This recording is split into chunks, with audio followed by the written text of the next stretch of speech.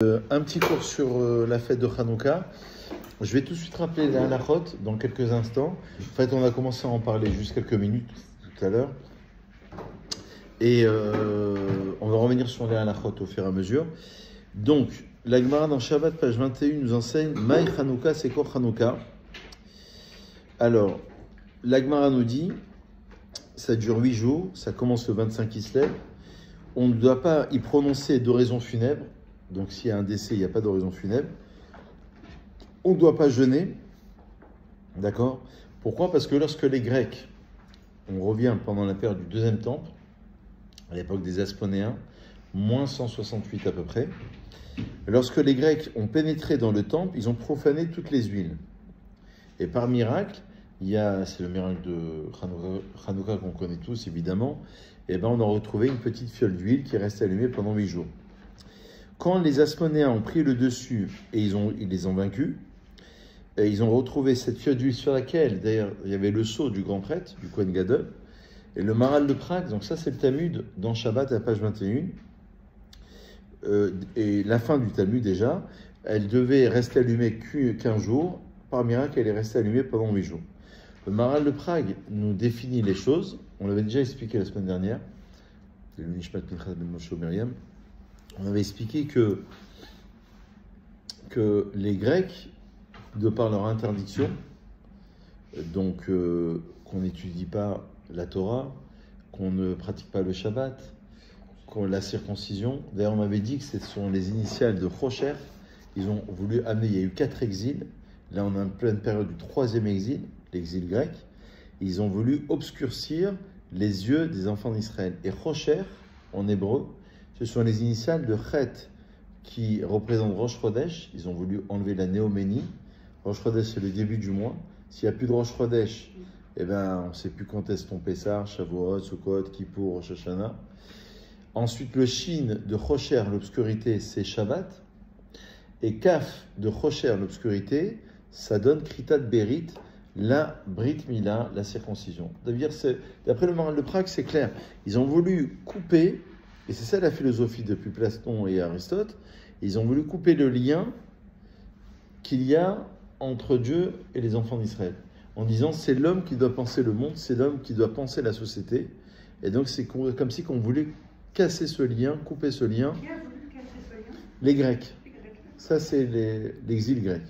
Donc le premier exil, on se rappelle, c'est babylonien. Le deuxième, c'est la Perse, c'est Purim. Troisième, c'est la Grèce, essentiellement, c'est Hanouka. 4e exil, discussion de second. Bonsoir, ça va?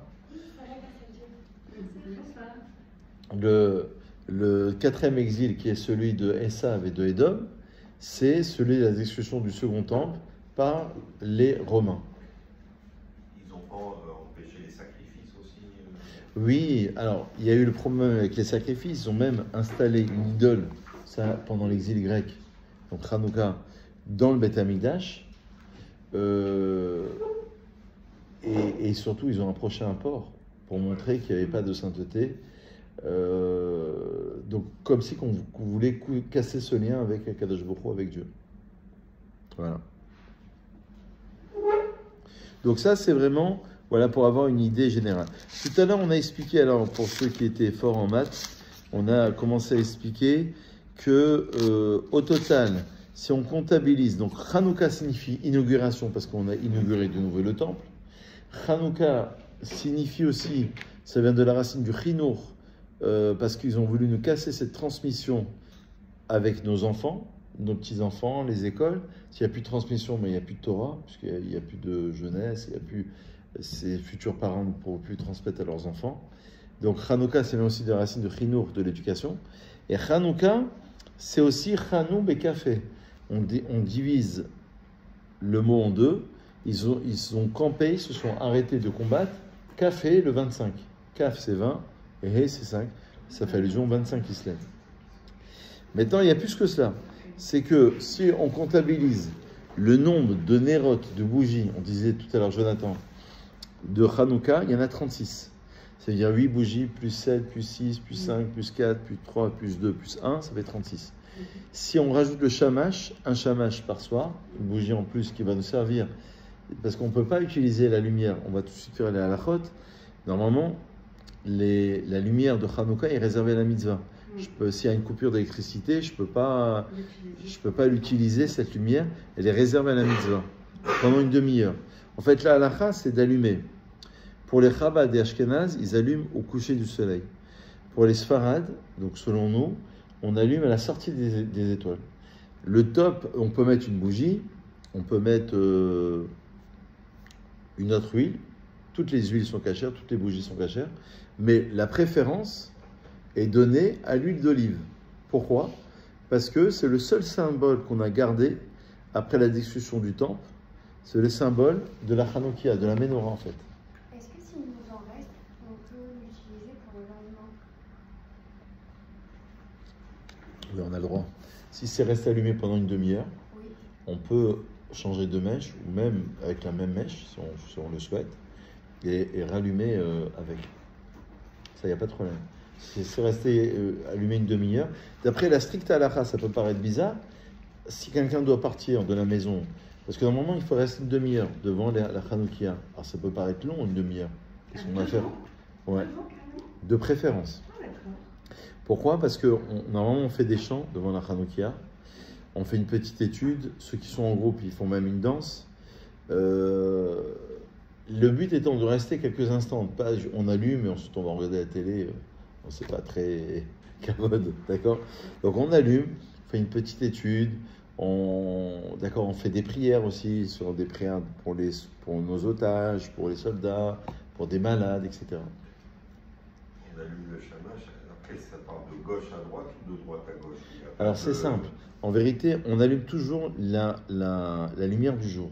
Si on est le troisième soir ce soir, je commence par la troisième. Pourquoi? Parce que il y a 3 niveaux. Alors là, vraiment, on rentre déjà dans la halakha.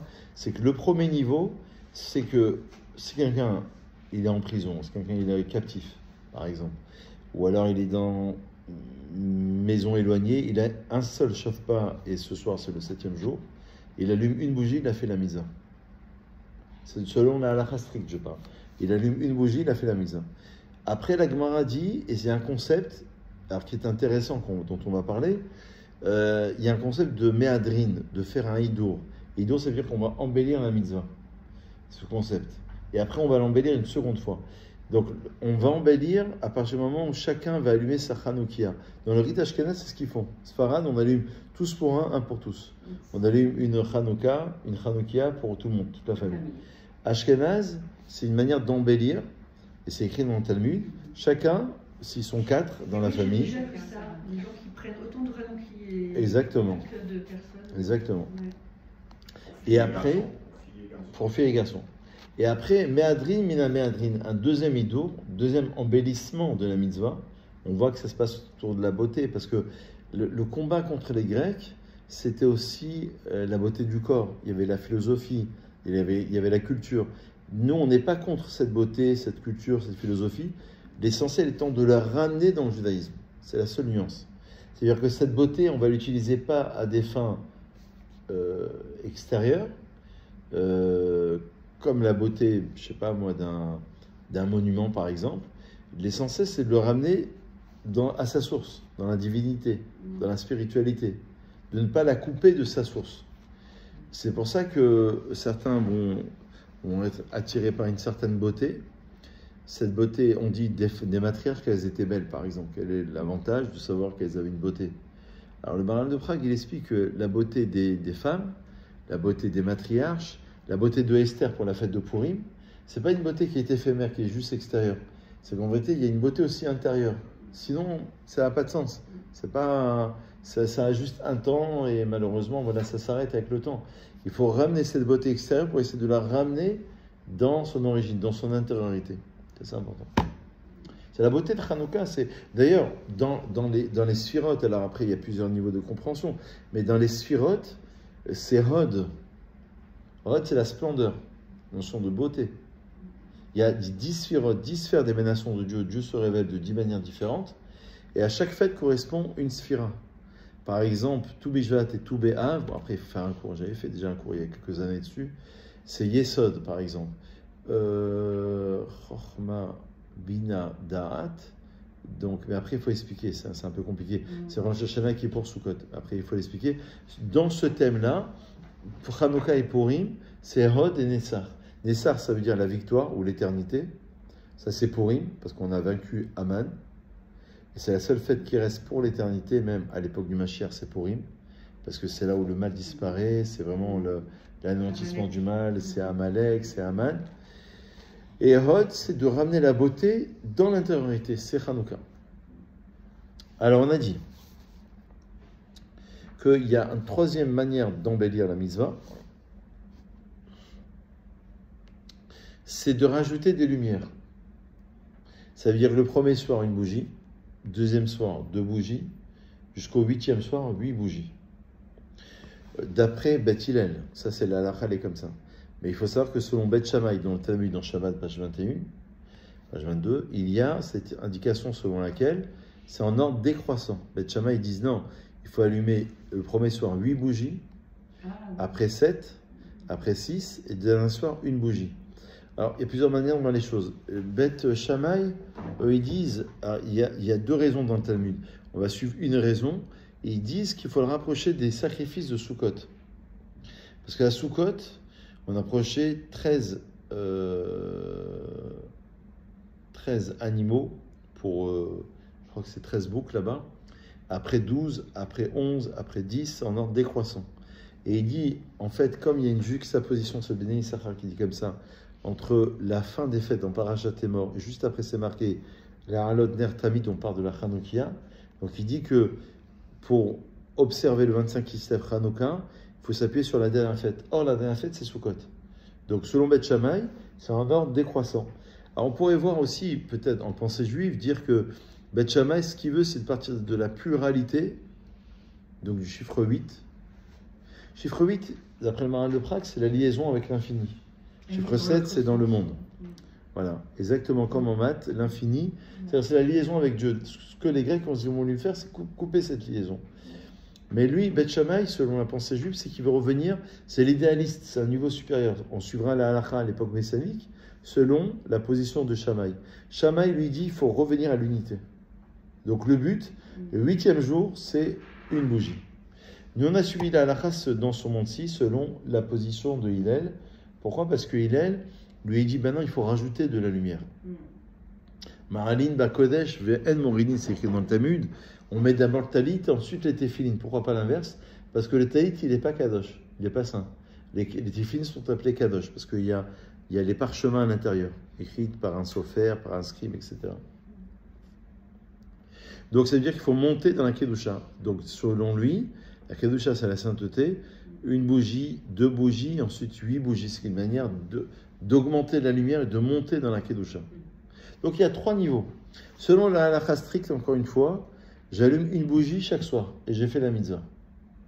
Donc même le 8e jour, j'allume 1 bougie.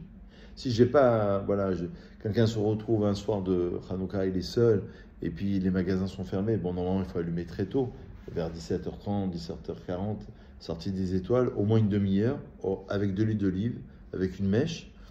L'huile, ça représente Hashemen, c'est l'huile, la Neshama. Petila, c'est la mèche, ça représente la Tefila, la prière, l'élévation. Et après, ensuite, il y a la lumière. Il y a plusieurs niveaux dans la lumière, plusieurs couleurs qui représentent les couleurs de la Neshama, plusieurs degrés. C'est toujours en plus du shamash, hein, si on devait en allumer qu'une. Oui, parce qu'avec le shamash, ça donne 44. 44, c'est la gematria 45, en rajoutant le mot, le kollel, ça donne la gematria de l'homme. Adam, c'est 45. Sans le shamash, c'est 36. C'est-à-dire 8 bougies, plus 7, plus 6, plus 5, plus 4, plus 3, plus 2, plus 1, ça fait 36. Alors pourquoi 36 hein, 45. 45, c'est l'homme. On allume bien de gauche à droite, en fait. En fait, on allume à partir de la bougie du jour. Ça veut dire que on va la poser. La première bougie, en fait, on la met à droite. À droite. Voilà. Après, c'est de gauche à droite. Voilà, et après, c'est après comme ça. Mais c'est facile à se rappeler. Ouais. On commence par la lumière du jour. Donc on ne peut pas se tromper. C'est le 3e soir, je commence par la 3e, ensuite 2e, 1er. C'est le 5e soir, 5e. Alors à quel endroit on place la Hanoukia? Alors, il y a 2 manières de faire. Qu'elle soit visible. Hein? Faut qu'elle soit visible. Oui. Il faut qu'elle soit à plus de. Il faut qu'elle soit pas. Il faut qu'elle soit à plus de 30 mètres du sol. 30 centimètres. 30 cm. Voilà, 30 mètres, ça fait beaucoup. Et à moins de 1 mètre. Ah, voilà, le top, c'est ce que tu as dit, ça vient entre 30 cm. Alors pourquoi pas moins de 30 cm? Parce que sinon on méprise la mitzvah. Pas la mettre par terre non plus, je veux dire, c'est pas respectueux. Au moins 30 cm.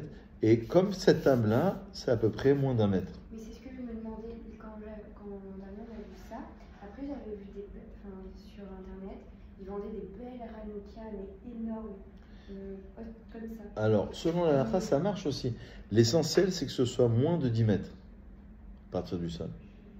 C'est-à-dire, le top, c'est entre 30 cm et 1 mètre. Mais après, plus d'1 mètre, ça marche aussi.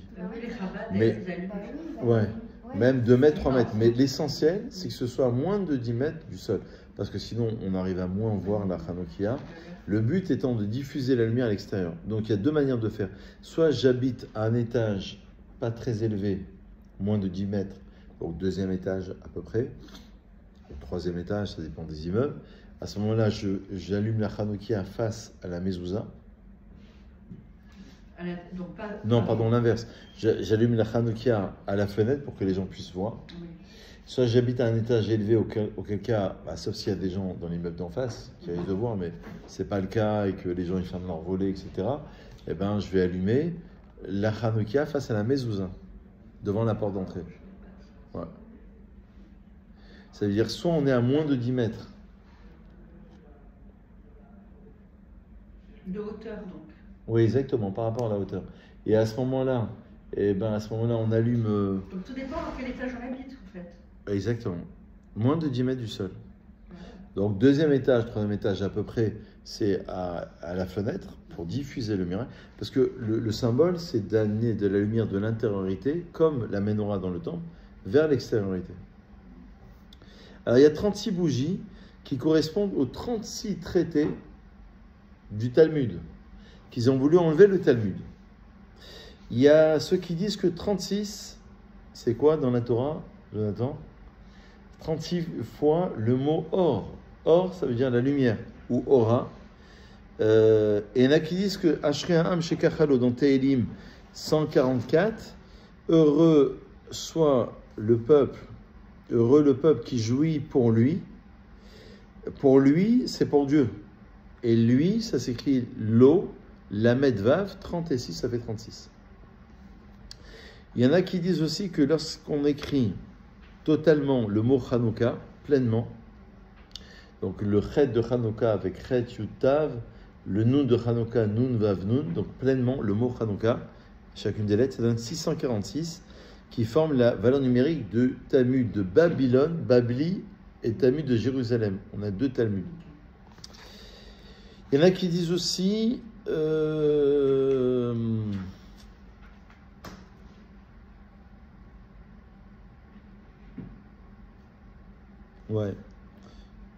qu'il y a 60 traités de Mishnah.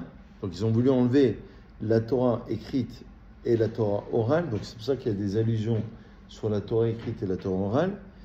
66 c'est Yavan. Yavan c'est la Grèce.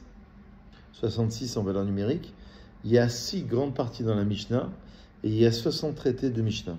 Donc ça donne 66. 66, Gematria Yavan, ça a été la volonté des Grecs. Le Maharal de Prague dit même que 66, c'est 1 de plus par rapport à 65. Et hors 65, c'est la valeur numérique du Echal.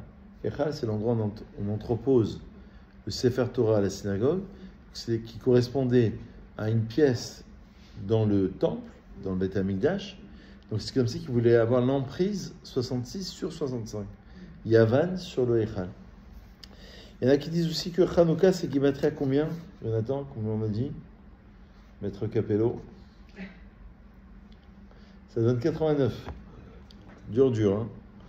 Alors, 89, en vérité, ça correspond à 53 parachiotes dans la Torah, plus combien de traités dans le Talmud?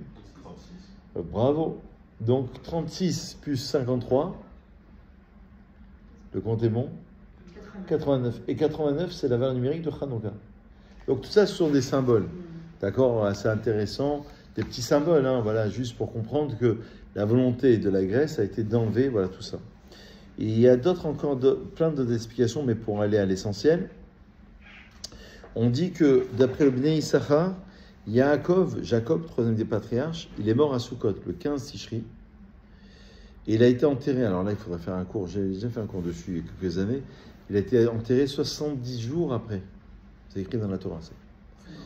Ça veut dire que 70 jours après Sukkot, ça donne 25 Kislev Hanouka. C'est pour ça qu'il y en a qui relient les deux fêtes ensemble. Et donc, 70 jours après ça. ouais, c'est pour ça qu'il y en a qui disent que on apprend la manière d'allumer la Hanoukia, on l'apprend de Sukkot. Et d'ailleurs, c'est la même valeur numérique. Souka, ça donne 91. Et Be-Hanouka, avec Hanouka, ça donne 91 aussi en valeur numérique. La même valeur numérique.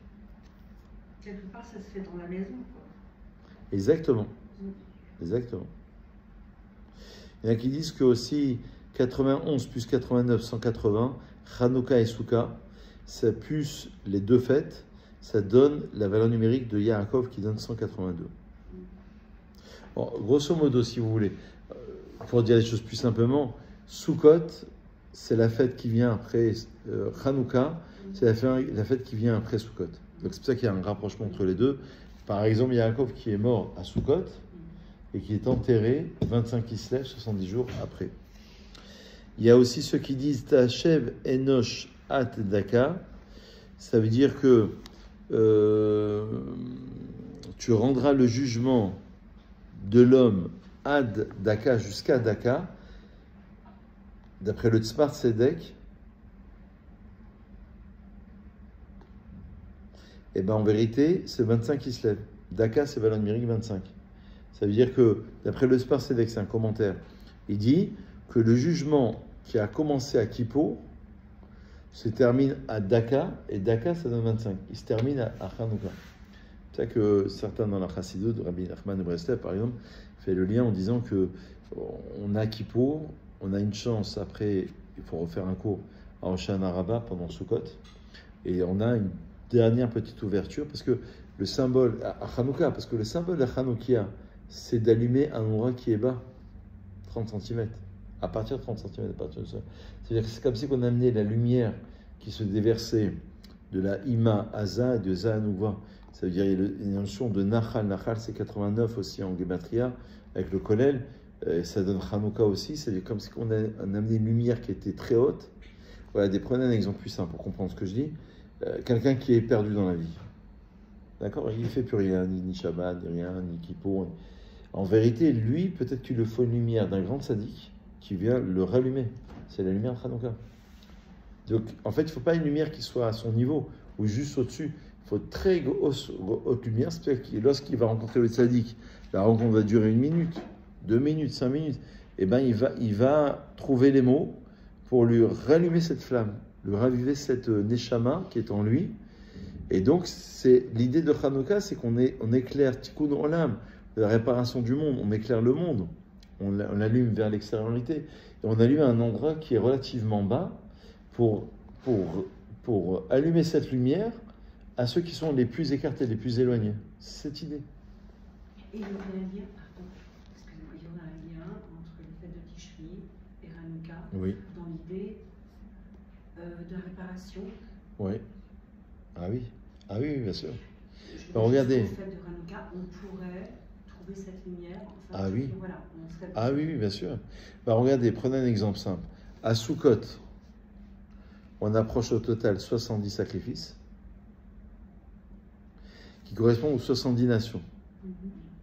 Alors, généralement 70 nations, parce qu'il y a plus que 70. Et généralement, on regroupe des pays, on arrive à 70 nations. Et à chaque nation, il y a un ange qui est préposé sur cette nation, pour diriger cette nation. Et Israël, c'est Hachem directement. Et il y a 70 nations. Et bien là aussi, cette lumière qui se propage à Hanouka, c'est le fait de l'amener vers l'extériorité, vers les nations du monde. C'est la même idée. Mais c'est aussi cette idée, moi ce que je voulais dire, c'est un petit peu autre chose, c'est d'allumer cette lumière vers un endroit qui est bas, c'est-à-dire vers ceux qui sont les plus écartés, les plus éloignés. Et enfin, on était arrivé à 2025.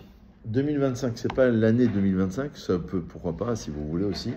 Mais c'est aussi le fait de dire que la paracha qui est lue pendant Hanouka, c'est souvent la paracha de Miketz, qui comporte 2025 mots.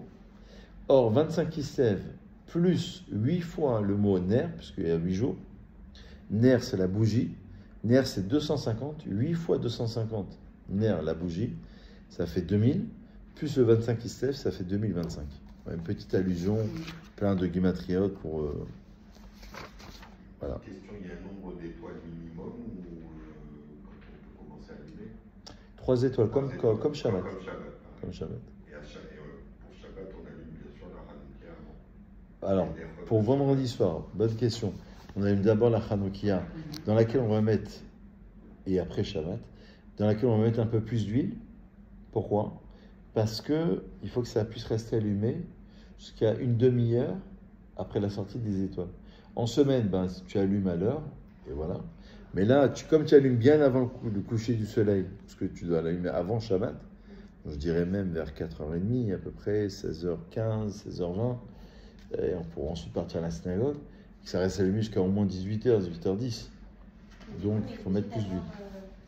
Ça, pour le Shabbat, on est obligé d'avoir les bougies à l'huile d'olive. Exactement.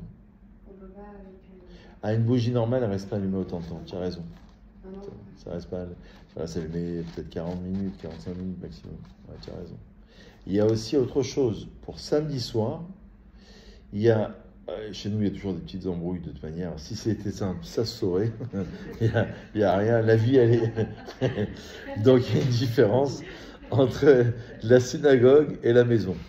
Alors, à la synagogue, comment on va allumer d'abord la Hanoukia, après la Havdalah. La Havdalah, c'est la prière de séparation sur le verre de vin pour se séparer du Shabbat. Pourquoi? Parce que comme les gens sont toujours pressés, donc si on faisait l'inverse, eh ben les gens ils n'assisteraient pas à la Hanoukia. Donc on dit la phrase pour se séparer du Shabbat, Baruch Hamavdi ben Kodesh Lechol, béni soit celui qui sépare le Kodesh du Chol. Et on allume la Hanoukia, on est sorti du Shabbat, donc après Shabbat. Comme ça, les gens, il reste quelques minutes. Et après, on fait la Havdalah. Comme ça, les gens, voilà, le temps de faire la Havdalah, c'est quelques minutes. On assiste un petit peu. C'est pas la Havdalah qui annonce la fin du Shabbat. Normalement, oui. Mais si on doit... Avant la fin du Shabbat. Ah non, on attend... Shabbat finit à 18h, par exemple. Ouais. On attend 18h1, 18h2 ou 18h5. Ah, d'accord. Oui. On dit la phrase, parce que sinon, on est toujours dans Shabbat. Okay. On dit la phrase. Baruch Hamavdil, ben Kodesh Lechol. C'est cette phrase qui fait que ça se termine. Ouais, exactement. Mais vous avez raison quand même sur le fond. Vous avez raison que normalement, idéalement, il faudrait faire la Havdalah sur le vin, sur le feu, sur les parfums, etc. Dans l'idéal. Alors, il faut que les gens attendent. On fait la Havdalah et après, on allume. Mais à la maison, par contre, c'est l'inverse. Puisque on va rester à la maison. Bonsoir. Bonsoir. À la maison, on va faire l'inverse. C'est-à-dire qu'on va d'abord... Venez ici, venez. À la maison, on va d'abord faire la Havdalah, parce qu'on reste à la maison logiquement, et ensuite on allumera la Hanoukia. Ça sera l'inverse. Alors, parmi les coutumes, avant d'oublier, sachez que Hanouka, on peut travailler, sauf Shabbat bien sûr, mais on peut travailler. Sachez qu'il y a le Hallel tous les jours, le Hallel étant des prières qu'on fait à Rosh Chodesh, les jours de fête, après la Hamida.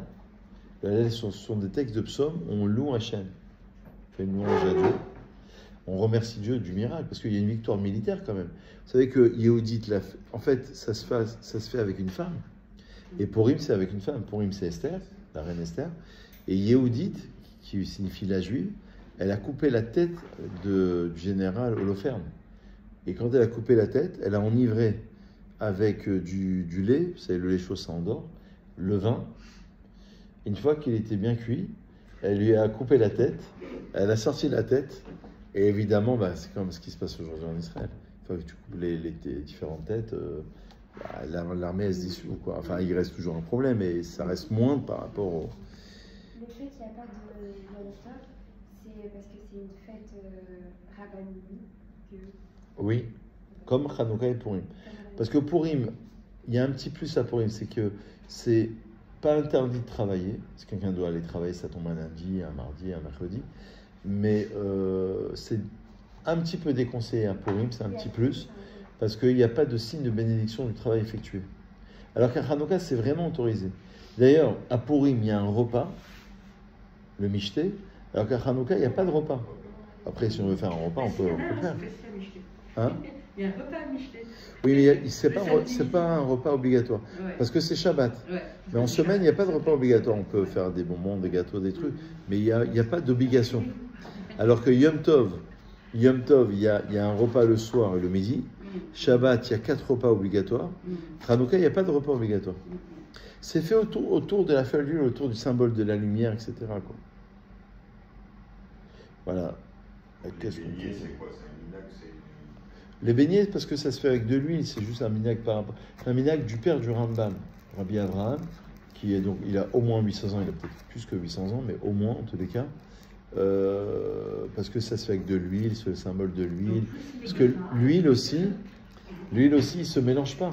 La shemen, c'est l'huile, c'est quelque chose comme Israël qui ne peut pas se mélanger, qui doit garder son identité, sa spécificité, son intériorité, etc. Alors on va avancer un petit peu. Selon le Ramban, sur Vaishlach, l'Armanide, il explique comme ça. Yaakov a dicté à ses descendants la conduite à adopter face aux nations étrangères. D'après lui, donc la parasha de Vaishlach la semaine dernière a été écrite pour faire savoir que l'Éternel a libéré son serviteur des mains d'une personne plus forte que lui. Il a envoyé un ange et l'a sauvé. Elle nous enseigne aussi que Yaakov ne s'est pas fié à son intégrité, mais a fait tout son possible pour obtenir le salut par ses propres moyens. Parce que là-bas, c'est marqué dans la parasha de Vaishlach, on vient de la lire, quand il a combattu Esav, il lui a envoyé des cadeaux, il a fait des prières, et il s'est préparé à la guerre. Donc en fait, c'est tous les moyens nécessaires pour pouvoir affronter l'ennemi. Donc j'essaie de l'amadouer, on voit des cadeaux, je fais des prières en cas de coup dur, et je me prépare à la guerre si vraiment c'est difficile, quoi. Et le placement de la famille que Yaakov met en place entre les deux servants, les deux camps. Oui. Il y en a qui disent que s'il n'avait pas caché Dina, s'il n'avait pas caché Dina, c'est Esav. C'est Esav du coup qui l'aurait peut-être épousé, et du coup peut-être que Dina aurait pu faire sortir le bon de Esav. Il y en a même qui disent que c'était en quelque sorte peut-être une erreur. Ouais, que peut-être que Dina, elle aurait pu rapprocher Esav. Mais ils disent que Yaakov a été puni, mais je ne sais pas comment. Bah, c'est-à-dire que le problème, c'est que Esav est resté Esav. Le but, c'était de ramener Esav. Parce qu'on avait fait un cours sur Esav, qui est l'origine quand même de Rome, de Amalek, de Aman, etc. Donc ça vient une partie du mal. Mais Esav, si c'était réalisé, d'après les commentaires, il aurait été à un niveau supérieur par rapport à Yaakov. Parce que Yaakov devait réparer à l'origine, d'après le Ramchal, le monde de l'intériorité. Et Esav devait réparer le monde de l'extériorité, le politique, l'économie. Bon. Il n'a pas fait Teshuva contrairement à Ishmaël. Contrairement à Ishmaël. Qui fera Teshuva à la fin des temps. Ouais. En effet, tout ce qui arrive à notre patriarche lors de sa confrontation avec son frère Esav se reproduira pour nous avec ses descendants. Et donc, quelque part, on veut nous donner la marche à suivre pour affronter l'ennemi. Et justement, la prière, les cadeaux et le combat si nécessaire. Rabbi Yehuda Hanassi, par exemple, à l'époque où il a écrit au IIe siècle la Mishnah, donc la loi orale, qui représentait le peuple juif auprès des autorités romaines, parce qu'il allait voir l'empereur Adrien à l'époque, le Rabbi Yehuda Hanassi, avait coutume de relire cette paracha, évoquant avant toute entrevue avec ses autorités, quoi. Avant d'aller voir les autorités romaines de l'époque, il lisait cette paracha de Vaishlach qui vraiment représente comment on doit se comporter, quelle est la marche à suivre lorsqu'on doit aller rencontrer Esav, donc certaines nations. Alors... je crois que lorsqu'il s'est battu avec un ange, je crois que l'ange l'a tapé avec le nerf sciatique. C'est pour ça, je crois que du coup, on ne mange pas... le nerf sciatique, bien sûr. Bien sûr. C'est pas possible. Exactement. Alors, donc là, dans cette guerre militaire, on voit le dévouement extrême des Hasmonéens, n'est-ce pas, qui constitue pour nous une leçon d'une actualité brûlante. À notre époque, celui qui suit l'exemple des Hasmonéens peut être taxé d'extrémisme, d'accord? Mais eux, ils ont tout fait pour défendre le Beth Amikdash. Et on voit le dévouement de Matityahu, parce que le personnage s'appelait Matityahu, qui forme en valeur numérique, et encore une valeur numérique 861, qui a la même valeur numérique que Beth Amikdash, le temple. Il a défendu le temple. 861. Bon, après, il y a encore d'autres. On compare souvent les Monaïm à des extrémistes. En fait, ils ont tout fait pour sauver. En fait, c'est les gardiens du temple, quoi. C'est vraiment ceux qui vont pas se laisser avoir, ceux qui veulent aller jusqu'au bout pour pas laisser tomber le peuple juif, la relation avec Dieu, la relation avec Israël. C'est vraiment à l'époque, ils les appelaient les zélotes. En français, on dit les zélés, ceux qui sont zélés. C'était les zélotes, en fait, à l'époque. C'est-à-dire ceux qui sont vraiment extrêmes, qui veulent tout faire, qui vont s'empresser pour... Et heureusement qu'ils ont été là. Parce que, encore une fois, le miracle se passe pas seulement au niveau d'une victoire militaire, mais au niveau de la fiole d'huile, qui représente tout le symbole dont on a parlé, quoi. Donc, parmi ces décrets, on les a évoqués.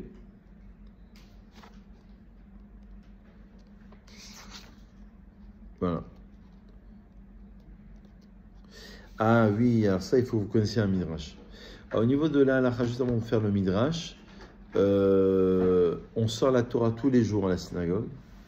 On lit une paracha spéciale par rapport au sacrifice qui était offert lors de l'inauguration du temple. On lit le Hallel. On fait le Halanissim dans le Birkat Hamazon, qui est un texte où on remercie Dieu. Parce que là-bas, on dit Halanissim ve Halaniflaot. Quelle est la différence sur les miracles et sur les prodiges?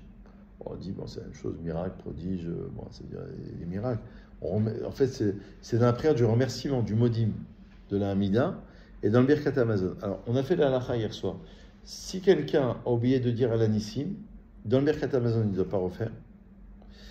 Et dans la Hamida, s'il arrive avant Baruch Ata Hashem, la bénédiction d'après, si c'est avant, il revient en arrière. Si c'est après la bénédiction du Sim Shalom Baruch Ata Hashem, à ce moment-là, il n'est pas obligé de refaire la Hamida. S'il s'est trompé, d'après le Rav Ovadia Yosef dans les Chavedarat, entre Halanissim de Chanukah et de Purim, au lieu de faire celui de Chanukah, il fait celui de Purim, il a fait quand même la mitzvah. Il n'est pas obligé de refaire, parce qu'il remercie Dieu sur les miracles. Et la différence, c'est que Nissim, ça veut dire un miracle. Voilà, au-delà de la nature. Une fiole d'huile qui doit rester allumée un jour, elle reste allumée 8 jours. D'après le Beth Yosef, Rabbi Yosef Karo, lui, il explique les choses au XVIe siècle. Lui, il dit 1/8 à brûler chaque jour. C'est de l'ordre du miracle. Tu mets une quantité d'huile, ça va rester allumé 1 heure, 2 heures, 10 heures, et ça ne peut pas rester allumé 8 jours. Donc, ça, c'est quelque chose qui relève au-delà de la nature. Et Niflaot, il dit, Niflaot, les prodiges, lorsque c'est dans la nature. Par exemple, tu ne peux pas travailler Shabbat. Et tu dis à ton patron, tu sais, samedi, je ne pourrais pas être là. Et ton patron, il te dit, écoute, si samedi, tu n'es pas là, lundi matin, ce n'est pas la peine de revenir. Tu es viré, en clair. Lundi matin, il revient, et son patron, il accepte. Il dit, bon, il accepte. Alors, c'est dans la nature. Ça reste un miracle, mais dans la nature. Vous voyez la différence? Donc, il y a un miracle qui est au-delà de la nature, qui est un miracle vraiment clair. Voilà, une bougie reste allumée 8 jours, c'est clair. Et Niflaot, c'est que ça reste un miracle, mais qui est un peu caché. C'est pour ça qu'on remercie tous les jours Hachem. La prière première prière qu'on fait le matin, c'est Modéani.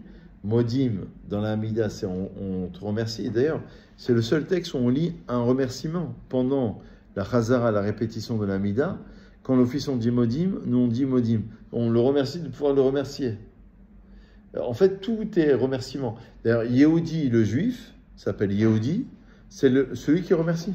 La Oda, d'ailleurs, un prénom d'une jeune fille, c'est Odaya, ou la Oda'a, c'est le remerciement. Et vous avez été l'objet que Dieu préserve, d'un accident. Vous avez échappé à un gros accident de voiture ou d'avion, peu importe. vous faites une Seouda à la synagogue, où vous remerciez Hachem, Seoudat Oda. Repas en l'honneur du remerciement. Je donne une Sedaka à Hachem, je fais une prière, un Téhilim pour remercier Hachem d'avoir été épargné d'une situation dramatique, catastrophique. C'est pas le gomel aussi qu'il faut faire. Le gomel, dans certaines circonstances, ça dépend des circonstances. Si on échappe à un accident de voiture, on ne fait pas le gomel.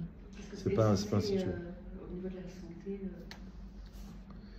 on a échappé à... Alors, on fait le gomel à ce moment-là, parce que le gomel, il est institué dans ce cadre-là. Si on a voyagé plus de 72 minutes d'une ville à l'autre, parce que le gomel, c'est lorsqu'on est à la synagogue devant 10 hommes. On remercie Dieu, c'est 2 lignes à lire. Si on sort de prison, qui séjour en prison, sympathique, on sort de captivité, d'accord? On a traversé la mer ou le désert, et on est sorti de 3 jours de maladie. Et même si c'est pas la grande maladie, des fois c'est une opération bénigne, des fois on a été alité plus de 3 jours, on avait 42 fièvres, on fait le gomel. On remercie Dieu. Mais si on n'est pas dans la voiture, c'est pas institué le gomel pour ça. Moi, je sais que j'ai échappé vraiment à la mort en début d'année. Vous pouvez faire une Seouda de Mais, remerciement. au niveau de la santé. Il faut faire le gomel. Un jour, quand vous êtes à la Sina, vous faites le gomel. Vous dites au rabbin, c'est 2 lignes à lire. Je crois qu'il m'avait demandé. Je crois que c'est lui qui peut le faire pour moi. Non. Ou c'est à moi de le Sauf faire s'il doit le faire. S'il doit le faire, il peut vous rendre quitte. Si lui-même il a voyagé, par exemple, et vous êtes sorti d'hôpital, il peut vous rendre quitte. S'il vous dit, voilà, je vous rends quitte, vous dites Amen, et je vous acquitte par la bracha. Mais si lui a l'obligation, sinon il ne peut pas le faire à votre place. C'est vous qui devez le faire. D'accord, je vais demander. Regardez avec lui. Alors aussi, dans la halakha aussi, donc si on a oublié de dire Alanissim, on n'est pas obligé de refaire. Soit on est avant Baruch Ata Hashem, on refait, sinon on n'est pas obligé de faire l'Amida. Alors que ce n'est pas la même halakha, parce que dans Rosh Chodesh ou dans les fêtes, il faut tout refaire. Non, mais obligé. Rosh Chodesh, sauf Arvit du soir, on ne fait pas. Mais généralement, oui. Retse du Shabbat, soit vous rattrapez, il y a un petit texte dans le Patar Eliyahu. Si vous n'avez pas fait, il faut refaire tout le Birkat. Vous n'avez pas validé le Birkat. Alors, en vérité, dans le Birkat, c'est facile. Parce que quand le repas est obligatoire, si vous ratez le passage relatif à la fête, il faut refaire le Birkat. Parce que le repas, il est obligatoire. Là, le repas, il n'est pas obligatoire. Pour Hanouka. Pour Hanouka. Oui. Il faut remanger. Ça, on sera toujours d'accord. On est d'accord. Alors, maintenant, qu'est-ce qu'il y a d'autre? Ah oui, alors peut-être une autre spécificité de Hanouka, c'est que Hanouka, d'après le Bnei Issachar, on avait expliqué déjà, il y a, je pense, 15 jours, on avait expliqué que c'est la seule fête qui tombe pendant 2 mois. Hanouka et Kislev et Tevet.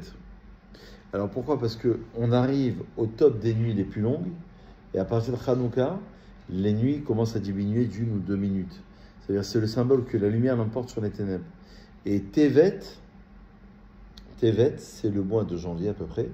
C'est le 10 Tevet, où c'est un mois qui est dur selon le Harizal, où la lumière de Hanouka, de Kislev, doit l'emporter et doit être ramenée jusqu'en Tevet. C'est un symbole, vous voyez que la lumière... Et d'ailleurs, il y a un symbole qui est très intéressant, c'est que pour les Chassidim, par exemple Chabad ou Ashkenaz, eux, ils allument à partir du coucher du soleil. Et ils expliquent que dans la Chassidoute, en vérité, c'est un symbole qui est très intéressant, parce que ça veut dire qu'on doit allumer là où il y a le din qui commence. Parce que quand le soleil disparaît, en fait, quand c'est le plein soleil, c'est synonyme de chesed, de bonté. Quand le soleil s'éteint, là, c'est la rigueur qui apparaît. Donc, dans la vie, quand la rigueur apparaît, il y a une maladie, il y a un truc, il y a un oubli, il y a un problème, tout de suite, je fais une mitzvah pour enlever ce din. Donc, tout de suite, je mets une tzedaka, j'allume une lumière. Le premier soir, donc on fait chéri à nous, Ouais, pour allumer la bougie. très bien. Et j'avais une question par rapport à ça. Pour un deuil, un endeuillé, est-ce qu'il doit faire chéri à nous? Oui, parce qu'il fait chacun pour la fête. Ouais. D'accord. Même si c'est du coup une brara. Oui, c'est vrai que tu as raison de poser la question, c'est une vraie question. Mais là, il ne le fait pas pour ça une réjouissance personnelle. En fait, le principe est simple. Le public passe toujours avant l'individu. Ça veut dire que si par exemple, je me marie, et pendant mes 7 jours de mariage, je dois faire Shabbat, on doit se réjouir. Donc on doit refaire les 7 brachot avec 10 hommes. Et bien si il y a un jour de jeûne qui tombe, je dois le faire. Mais il y a une exception avec Ta'anit Esther. Et on rajoute un jour dans les Shiva Brachot? Non. Non, pourquoi? Parce que le jeûne, il est public. Et ma joie, elle est très, très haute, je viens de me marier, mais elle est personnelle. Elle reste que personnelle par rapport à un destin public, collectif, général. D'accord, le public l'emporte. Donc c'est un peu ta question. Donc lui, il vient un deuil personnel, qui est très important, mais ça ne peut pas l'emporter sur la fête. Mais par contre, peut-être rappeler une autre chose, c'est que les gens se trompent. Ça, je le rappelle chaque année. C'est quand on allume la Hanoukia, d'abord on fait la bracha, On allume. et après on allume. Les gens, ils allument en faisant la bracha, c'est une erreur. Parce qu'on fait toujours la bracha. Avant de mettre le talit, je fais la bracha, après je mets le talit. Avant de mettre les tefilines, je fais la bracha, après j'attache.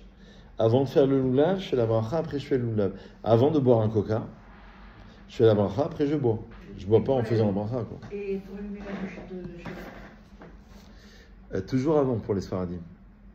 Les Ashkenazim ou Chabad, eux, ils allument, après ils font la bracha. Mais pour nous, c'est une erreur. Pour nous, pour les Sfaradim, c'est d'abord la bracha et après on allume. Alors eux, ils suivent une raison de dire que si tu fais la bracha, tu as fait rentrer Shabbat. Donc tu ne peux plus allumer si tu as fait rentrer Shabbat.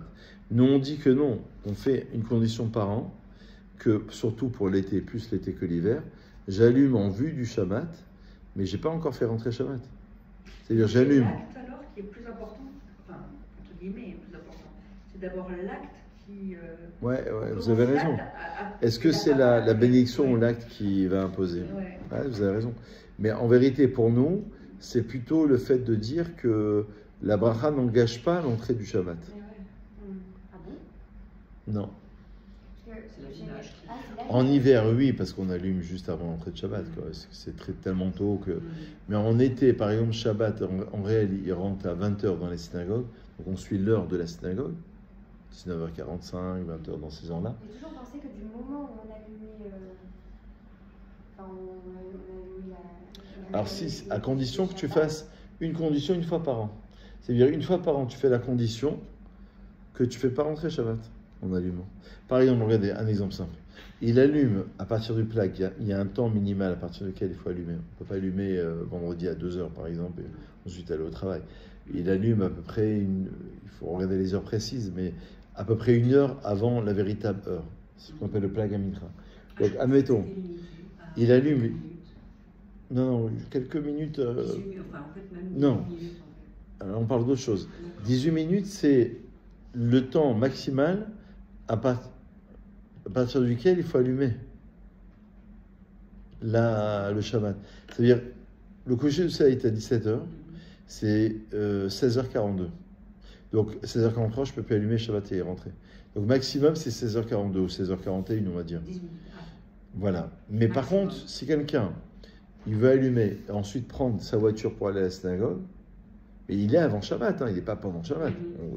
Qu'on se comprenne, on se comprend bien. Il est à 16h par exemple. Le plag, il doit être vers 16h, 16h10. Donc il allume en vue du Shabbat. Et il allume, par exemple, il habite à une demi-heure à la synagogue, il veut avoir sa voiture pour la récupérer samedi soir, ben il a le droit. Condition qu'il soit avant Shabbat. Et deuxième chose, à condition qu'il ait stipulé cette condition-là. Ah, il les dit. Une fois par an. Il dit, voilà, une fois par an, j'allume en vue du Shabbat, mais je ne fais pas rentrer Shabbat en allumant. Il doit aller faire une course.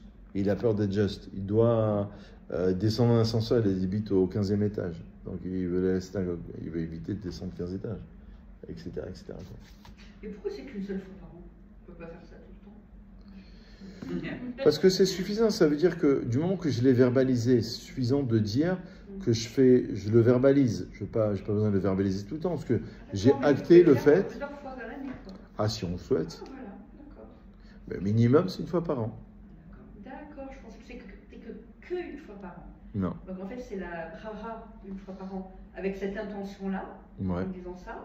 Et après, si ça. Après, si on veut le Voilà, faire. on n'a pas besoin de refaire. Non. Non, après, si on souhaite le faire, Oui, bien sûr. on peut le faire. D'accord.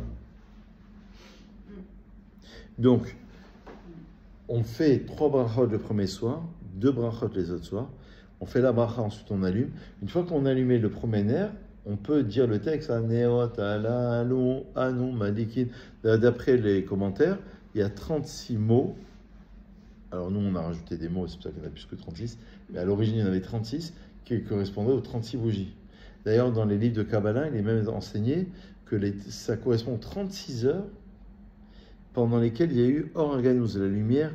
Il y a eu 2 lumières qui ont été créées au moment de la création, la lumière matérielle, le soleil et la lune, et la lumière spirituelle qui est restée allumée pendant 36 heures. C'est comme si comme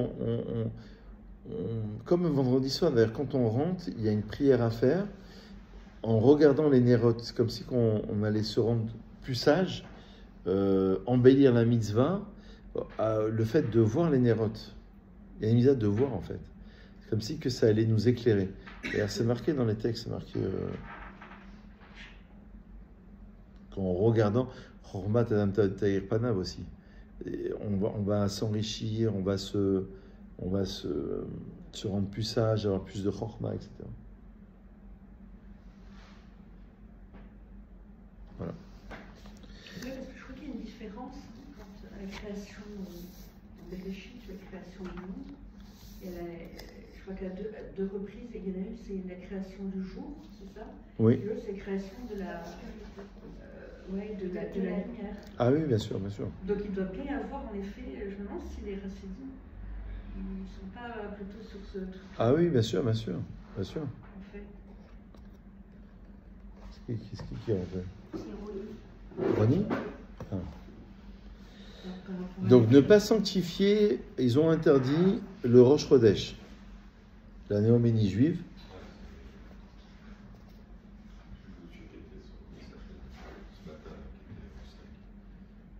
Ah, très bien.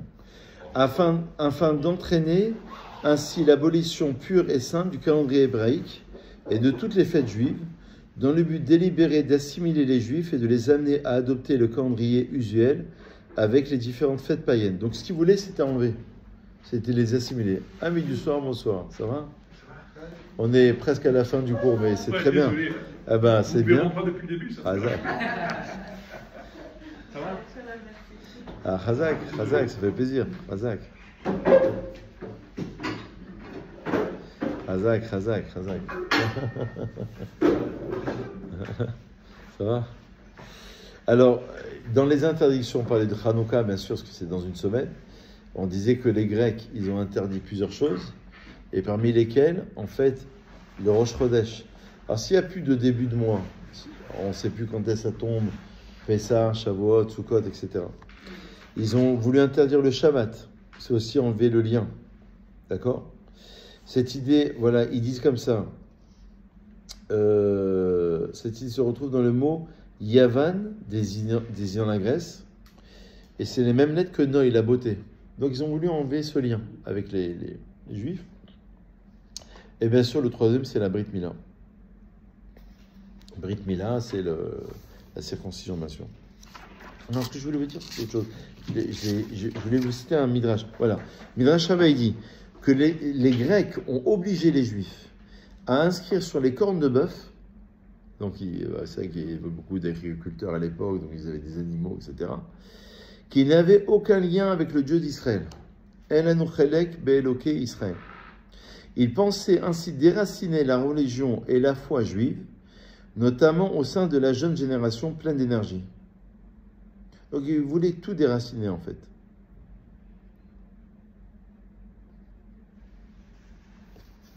Vous savez, après, c'est pour ça que les rabbins, ils ont voulu garder ces fêtes. Pourquoi ils ont gardé Hanouka et Purim? Vous savez, si on devait faire des rappels, on pourrait faire des rappels tous les jours de l'année. Au Moyen-Âge, Antiquité, à chaque période, on a été massacré. Chaque période, on a eu des... Alors, il y a eu des miracles, il y a eu des périodes où il y a eu, entre guillemets, moins de miracles, si on peut s'exprimer ainsi. Mais là, ils ont gardé ce symbole. C'est un symbole qui est très fort. Ça veut dire qu'en vérité, on va allumer cette lumière pendant toute la nuit de l'exil. Ça va durer toute la période de l'exil. Donc, il faudra garder toute cette Alors, il y a aussi autre chose.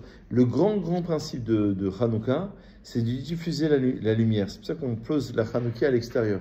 De préférence, si on peut, s'il n'y a pas de danger, eh ben, on va la mettre à la fenêtre, par exemple, pour diffuser le miracle. Donc, c'est d'apporter cette lumière, comme on l'a expliqué tout à l'heure, justement à l'extérieur. Cette mitzvah, elle est propre. On ne va pas mettre les tefilines dans la rue. On ne va pas, je sais pas, faire Pessar dans la rue. Elle est propre vraiment en Hanouka. Parce qu'il y a une idée d'apporter une lumière pour les nations du monde. C'est quand même intéressant de voir que le peuple juif, et c'est un peu Israël d'aujourd'hui, et le combat d'Israël d'aujourd'hui, c'est d'apporter un peu de lumière dans toute une région. Il n'est pas juste pour le peuple juif, mais il est aussi pour les nations. C'est-à-dire que quand Israël va mieux, c'est le monde qui va mieux. Incroyable. En fait, c'est le bon équilibre du monde, c'est Israël. C'est incroyable. D'ailleurs, j'ai vu un commentaire qui disait que, c'est ce que tu disais tout à l'heure, lorsque Esav, ce que tu disais, il a attaqué Yaakov, il a touché au nerf sciatique. Le nerf sciatique, en fait, ça déséquilibre, ce qu'il disait le Rav tout à l'heure, ça déséquilibre l'individu, il boite. Il est sorti boiteux du combat, il a gagné le combat, et le but de Esav, c'était d'enlever l'équilibre du peuple juif. Donc quand Israël, en fait, c'est pour le bien du monde, en fait, le travail que fait Israël aujourd'hui, on pourrait le voir comme ça, c'est pour le bien du monde. On accuse, mais en vérité, arrivera un temps, on va féliciter Israël, on va dire, oh, comment vous avez pu un petit pays faire autant et autant et autant, mais en vérité, c'est enlever le mal du monde. En fait, on devrait faire l'inverse, on devrait taper des deux mains du matin au soir en disant, bravo Israël. Ils pensent, ils ne peuvent pas le dire. Ils ne peuvent pas le dire. Mais arrivera un temps, ils le diront, si Dieu veut. Ah, ils n'ont pas le choix. Il arrivera un temps. Il faut attendre quelques mois, quelques années peut-être. Mais il y aura un temps. Moi, je suis convaincu qu'il y aura un temps. Mais dans quelques temps. C'est pas tout de suite. Quoi. Donc ça, c'est vraiment propre à Hanouka, c'est de diffuser cette lumière. D'ailleurs, il y a un très beau symbole, regardez. Alors ça, on l'a dit. Ah, c'est pas mal ça. Parce qu'il y en a qui allument soit à la fenêtre, soit à la porte d'entrée face à la mezouza. Alors, comme on a le talit sur soi, la mezouza est toujours posée à droite. Quand on rentre, la porte d'entrée, elle est là. Donc, c'est toujours à droite. Et la Hanouka, c'est toujours à gauche. Donc, tu es entouré de mitzvot. Alors, la droite, c'est la bonté au niveau de l'image. Et la rigueur, elle est à gauche. Donc, c'est là où on doit allumer la lumière. Un enfant qui est dur, c'est là où tu dois essayer d'allumer de la lumière encore plus. Tu veux dire, c'est là il faut faire quelque chose. Une situation qui est dure, c'est là il faut apporter encore plus de lumière. Et il faut essayer de sauver cette situation. Ça peut être une maladie ou des choses plus graves, ça peut être des choses aussi un peu difficiles. Quoi. En tout cas, dans la Gemara, c'est marqué comme ça. Celui qui a pris l'habitude, c'est marqué dans la Gemara de Shabbat, d'allumer les nérotes du Shabbat et de Hanouka, il aura des enfants qui seront sages en Torah. La lumière, c'est la lumière spirituelle, comme on l'a dit tout à l'heure. Voilà. Donc, on est entouré de mitzvot. Ah, c'est pas mal, ça. Il y a une allusion aussi. Regardez. Il y a un verset qui dit « Et semar davidecha merat atzmir » Dans la Hamida, on prie pour la venue du Mashiach, dans la Hamida. Et juste avant Shemar Kolénon, il y a quelques mots comme ça. « Fais bientôt croître le rejeton de David », c'est le Messie, le Mashiach, ton serviteur. Et les initiales de Tsemar, le rejeton de David, ça donne Tzitzit, donc Tsemar, ça s'écrit Tzadik, même Chet, Tzitzit, Mezouza et Hanouka. C'est le symbole. C'est-à-dire qu'il a la Mezouza à droite, la Hanouka à gauche, et il est entouré de toutes ces misotes. Bon, voilà, quelques mots, en quelques mots, on va conclure sur cela. On a aidé Moshe Rabbeinu. Qu'est-ce que je vais vous dire d'autre? Je ne sais pas si vous avez des questions. Après, moi, je vais conclure sur ça. Je vous ai à peu près tout dit. Ah oui, il y a peut-être une dernière chose. Il y a, comme je vous disais tout à l'heure, c'est la femme Yehudite, qui signifie la juive, qui a tué le général Holoferne et lui a coupé la tête, et lui a donné du lait chaud. C'est pour ça qu'il y en a qui prennent du laitage. Je ne sais pas si je l'ai dit tout à l'heure. Et il y en a qui prennent du laitage pendant Hanouka. Bon, c'est une coutume. Il n'y a rien d'obligatoire, mais c'est une coutume. Voilà, ça c'est parmi les coutumes. À partir de quel âge un enfant peut allumer? Alors, l'enfant, il n'allume pas. Pour le rite, les Ashkenazim, chacun pour soi et Dieu pour tous. Et nous, c'est tous pour un et un pour tous.